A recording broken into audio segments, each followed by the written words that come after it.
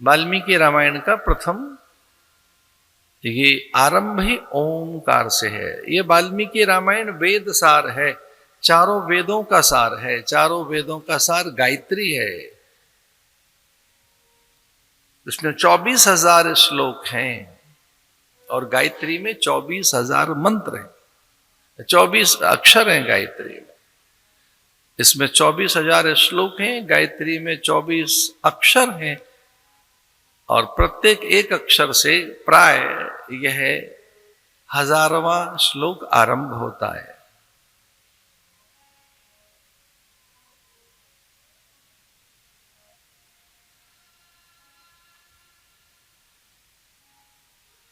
ये सामान्य नहीं है, केवल रामगाथा नहीं है,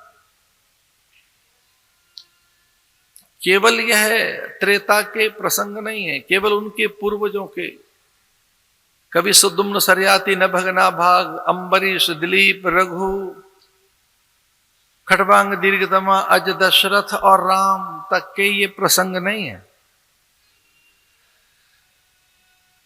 ये वेद सार है। वेद भगवान स्वयं प्रकट हुए रामायण के माध्यम से। वेद सर्वसुलभ नहीं है, सबको उनका अधिकार नहीं है, उनके श्रवण का, अध्ययन का, मनन का अधिकार नहीं है। वैसी योग्यता पात्रता कहां से लाए?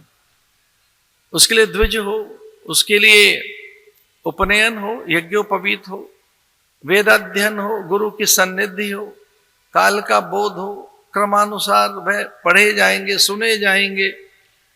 फिर उसमें भी कौन सा वेद कैसे किस क्रम से, ऋग्वेद, यजुर्वेद, अथर्ववेद, सामवेद, उसके आचार्य, उसके भेद है। पर वेद भगवान सर्व सुलभ होकर भगवान स्वयं वेद मूर्ति है। भगवान ही ब्रह्मा और ब्रह्मा से वाल्मीकि और वाल्मीकि से ये कथा। वाल्मीकि स्वयं ब्रह्मा ही हैं। तेने हृदय आदि कवये मुह्यन्त यत स्वरया। तेने हृदय आदि कवये, आदि कवये यहां ब्रह्मा को ही कहेंगे। ब्रह्मा ही आदि कवि हैं। कबीर मनीषी परिभू स्वयंभू, भगवान के लिए ऐसा कहा है उपनिषदों में। कबीर मनीषी परिभू स्वयंभू, भगवान ही आदि कवि है और उन्हीं से ब्रह्मा और उनके उपजीवी यह है वाल्मीकि, इसलिए उनमें भेद न रखा जाए। वाल्मीकि के जन्म को लेकर बहुत सी भ्रांतियां हैं और हाँ, अनेक वाल्मीकि हुए हैं, एक नहीं अनेक। पर जिन वाल्मीकि की हम चर्चा कर रहे हैं वह भगवान का ही स्वरूप है, इसलिए उन्हें न केवल महर्षि कहा गया बल्कि भगवान भी कहा गया।